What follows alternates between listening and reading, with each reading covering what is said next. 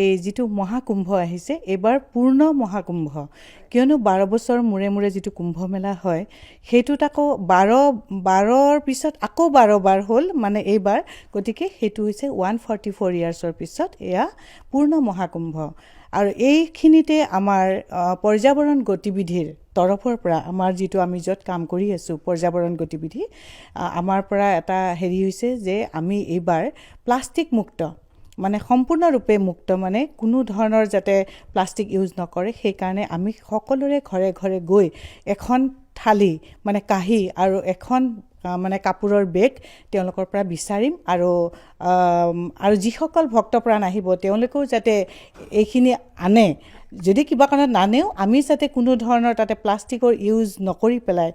আমি এইটো কৰিব পাৰোঁ সেইটোৰ কাৰণে এইটো এটা আমি মহা আয়োজন বুলি ক'ব লাগিব মহাকুম্ভত মহা আয়োজন